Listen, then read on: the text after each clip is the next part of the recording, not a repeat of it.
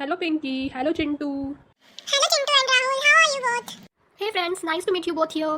Friends तुम्हें पता है आज हिंदी एंड संस्कृत पाठशाला चैनल पर न्यू वीडियो अपलोड हुआ है। हाँ राहुल, you are right. आज मेरे को भी मेरे मोबाइल फोन पे न्यू वीडियो अपलोड का नोटिफिकेशन आया था। Same here guys, I also got a notification. So why not guys, let's watch the video together and learn something new. Yes, let's learn Hindi. Yes, let's watch. नमस्कार छात्रों। तो छात्रों, जैसा कि आप स्क्रीन पर देख रहे होंगे कि आज हम क्या करने वाले हैं, कक्षा 9वीं का क्षितिज भाग 1 पार्ट 2 लहासा की ओर के बहुत ही महत्वपूर्ण बहुविकल्पीय प्रश्नों के उत्तर यानी कि MCQ ऑप्शन के साथ। तो इसके मैंने 2 वीडियो पहले भी डाले हुए हैं, एक तो पाठ का सारांश और दूसरा जो आपकी अभ्यास पुस्तिका में पीछे प्रश्नों के उत्तर दिए गए हैं वह भी। तो इसको देखने से पहले उनको भी ज़रूर पढ़ लेना, डिस्क्रिप्शन बॉक्स में लिंक दिया गया है। तो आइए आज जानते हैं MCQ प्रश्न।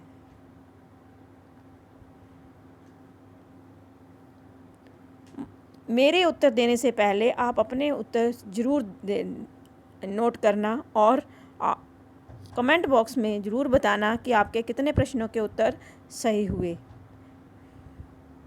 मंदिर में कितनी पोथियाँ रखी थीं? उपभोक्तावाद संस्कृति पाठ का नाम है और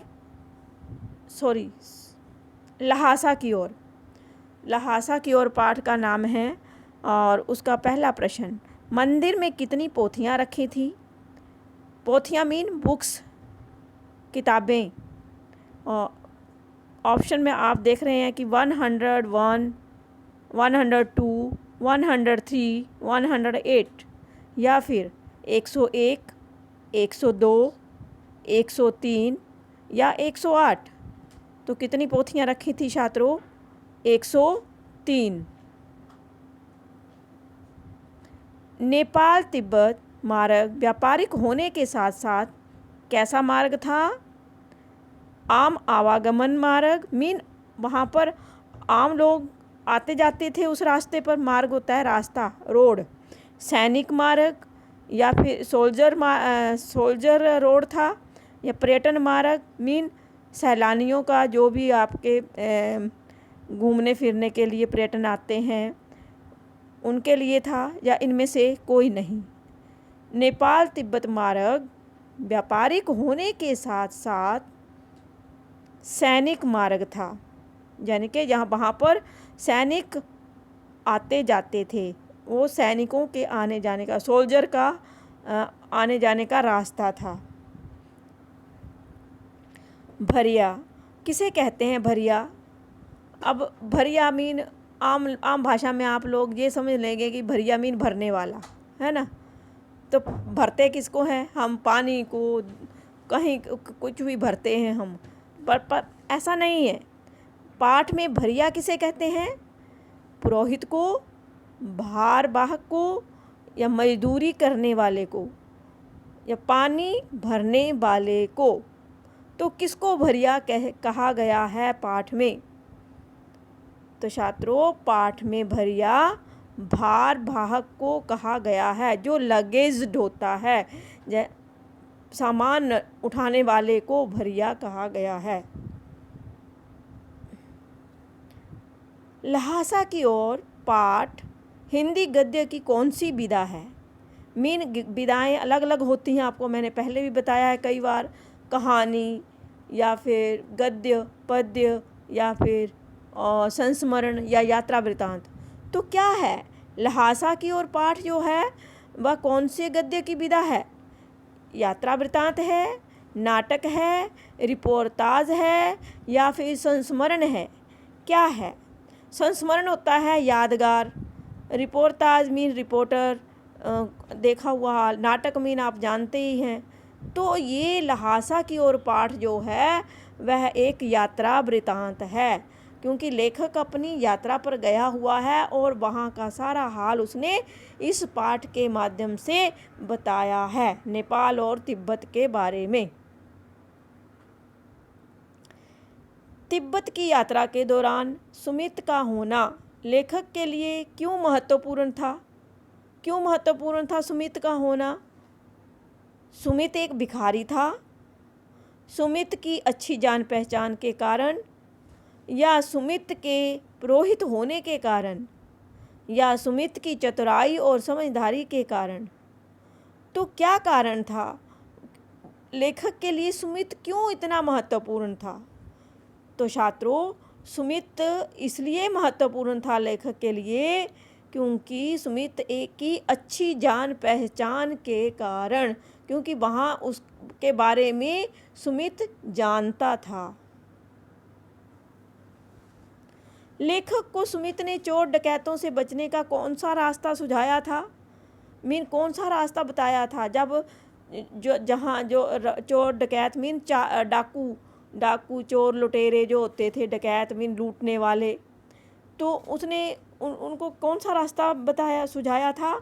हथियार रखने का, भाग जाने का, भीख मांगने का, या लड़ाई लड़ने का? कौन सा रास्ता उसने चोर डकैतों से बचने के लिए सुझाया था?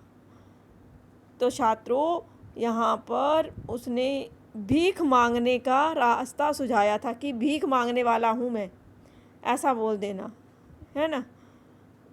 नहीं तो चोर लूट लेते थे मार कर। नेपाल के अतिरिक्त किस देश की चीज़ें नेपाल तिब्बत मार्ग से जाया करती थीं? अब ये नेपाल जो है हमारे पड़ोसी देश है, तो यहाँ पर नेपाल तिब्बत जो है दोनों ही हमारे पड़ोसी देश हैं, परंतु यहाँ पर बताया गया है कि किस देश की, नेपाल के अतिरिक्त इसके नेपाल के अलावा किस देश की चीज़ें जो थी नेपाल तिब्बत मार्ग से जाया करती थी? हिंदुस्तान की, जापान की, पाकिस्तान की, या चीन की? तो छात्रों, यहाँ पर नेपाल तिब्बत के अलावा हिंदुस्तान की चीज़ें भी जाया करती थी। हिंदुस्तान के लोग भी वहाँ से आते जाते थे। लेखक कहाँ जाते हुए रास्ता भटक गया था? छात्रों, वीडियो थोड़ा सा भी स्किप मत करना, क्योंकि मैंने बहुत मेहनत से 20 क्वेश्चन आपके लिए यहाँ पर बनाए हैं, और एक भी स्किप मत करना। आपके एग्ज़ाम के लिए बहुत ही महत्वपूर्ण प्रश्न है ये। लेखक कहाँ जाते हुए रास्ता भटक गया था? लडुकोर, जापान, भारत, या इनमें से कोई नहीं? तो छात्रों, बताइए कि कहाँ रास्ता भटक गया था लेखक? लडुकोर में। लडुकोर प्रदेश का नाम है वहाँ का। तो वहाँ से क्या हुआ कि रास्ता वह भटक गया, किसी और रास्ते में चला गया। छद्मवेश का क्या अभिप्राय है?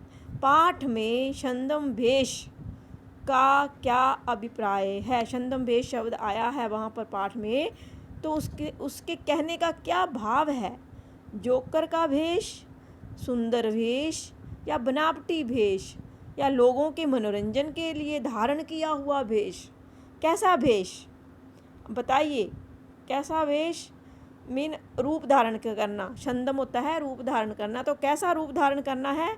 बनावटी कुछ भी बन के वहाँ से जाना। बनावटी वेश के बारे में बताया गया है। छद्म का अर्थ होता है बनावटी। तिब्बत में बनने वाली चाय की विशेषता बताइए। अब जो तिब्बत के लोग जो चाय बनाते हैं, तो उसकी कोई विशेषता बताइए। क्या वह भारत जैसी ही होती है, जैसे हम लोग बनाते हैं चाय, या किसी और तरीके से बनाते हैं? तो तिब्बत में बनने वाली चाय की विशेषता बताइए। ये ऑप्शन आपके सामने हैं। ए, वह नमक और मक्खन से बनाई जाती है। बी, वह नमक और दूध से बनाई जाती है। सी, वह नमक और चीनी से बनाई जाती है। डी, वह मक्खन और दूध से बनाई जाती है। तो कैसे बनाई जाती है तिब्बत में चाय? वह मक्खन और दूध से बनाई जाती है। चीन में चाय जो है, तिब्बत में जो चाय बनाई जाती है छात्रों, वह मक्खन और दूध से बनाई जाती है।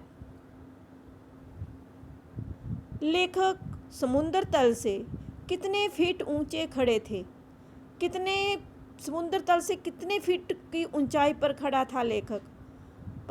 ए 15 से 16,000 फीट, बी 16 से 17,000 फीट, सी 17 से 18,000 फीट, या डी 10 से 12,000 फीट।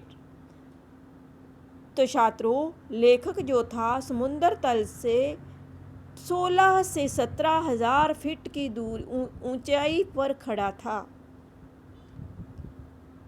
तिब्बत की जमीन किसमें बंटी है?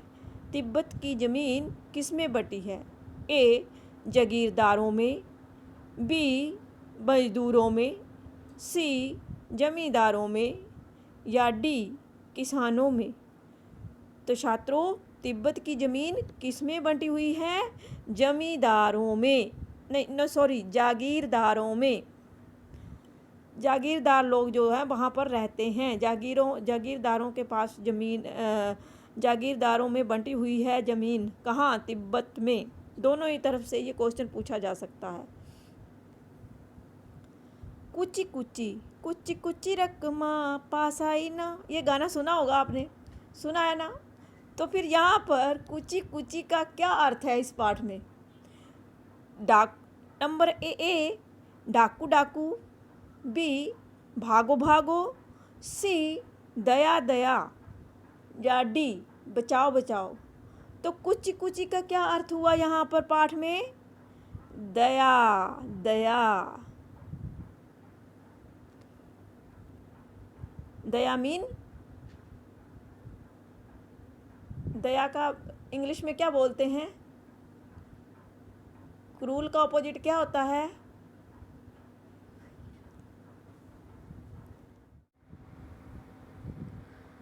तिब्बत लोग टोंटीदार बर्तन को क्या कहते हैं? क्या कहते हैं? सोटी, खोटी, केतली, हट्टा। तो छात्रों, आपने पाठ पढ़ा होगा, तो पाठ में टोंटीदार बर्तन को क्या कहते हैं? खोटी। तिब्बत का हर जागीरदार किन से खेती कराता है? किन से खेती कराता है तिब्बत का हर जागीरदार? किसानों से, बी ठेकेदारों से, भिक्षुकों से मीन भिक्षा मांगने वालों से, या बेगार मजदूरों से, या बेगार मीन जो बेरोज़गार मजदूर होते हैं उनको कहा गया है बेगार।